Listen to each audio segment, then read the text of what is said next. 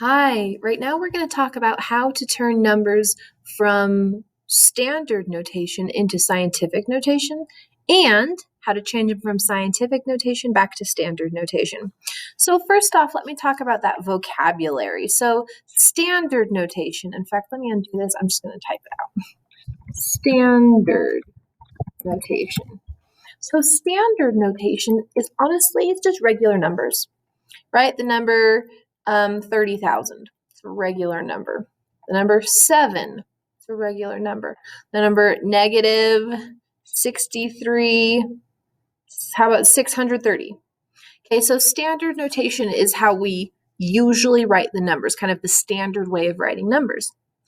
Scientific notation, I'm going to go ahead and type that out. Scientific notation is a different way to write numbers, and often we use this to write very, very big numbers or very, very small numbers. So scientific notation looks like some number where there's only one digit in front of the decimal point times 10 to the power of some exponent. This is what scientific notation looks like. Now let me go ahead and show you then how to go from standard notation to scientific notation. So let's move to the next page. Let's say that we have the number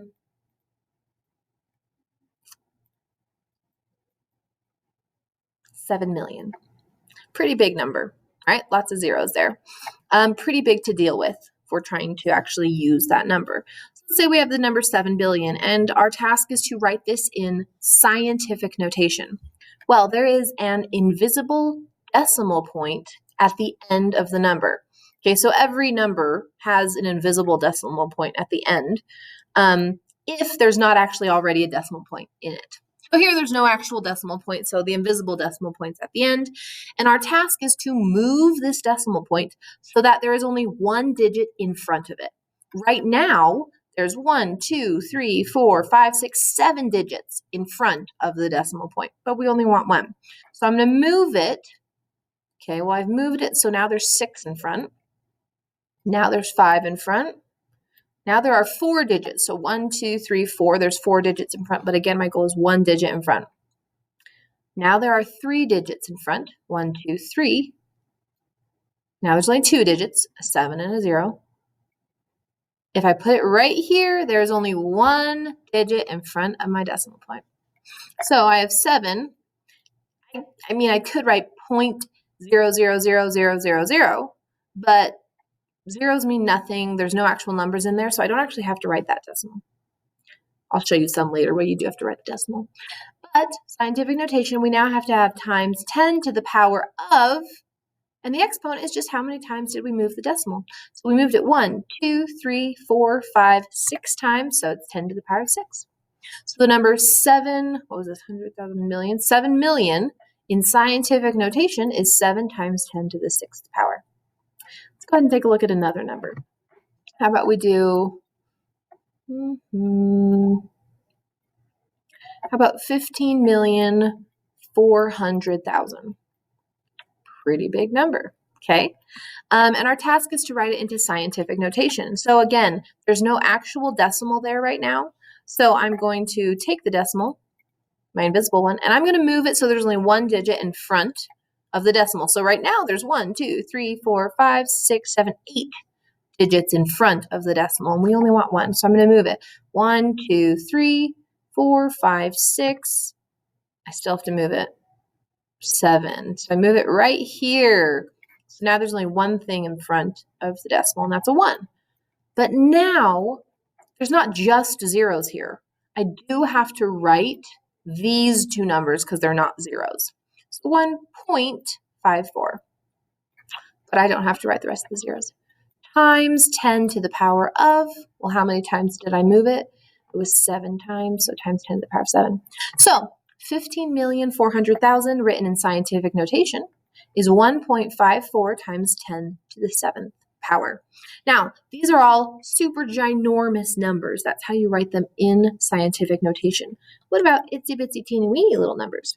So how about the number 0.0000000132? Well, that's an itsy bitsy teeny weeny little number. Okay, that is so small. So we want to write that in scientific notation. Well, here our decimal is not invisible. It's actually there. We can see it. It's right here. Zeros are just placeholders. So all of these are placeholders. We need to move the decimal so there's not a placeholder, but an actual digit 1 through 9 in front of the decimal. So right now, there's just a placeholder in front of it, and that's not what we want. We need to move this until there's actually a digit from 1 to 9 in front of the decimal. So that's still a placeholder, placeholder, placeholder, placeholder, placeholder. But now I've moved it right here, and boom, we have a 1 in front. And all of these placeholders, we just ignore. Love scientific notation because we don't really need to deal with zeros very much. So now I have 1.32. 1.32. And as we always have in scientific notation, I have times 10 to the power of. And how many spaces did I move it? 1, 2, 3, 4, 5, 6.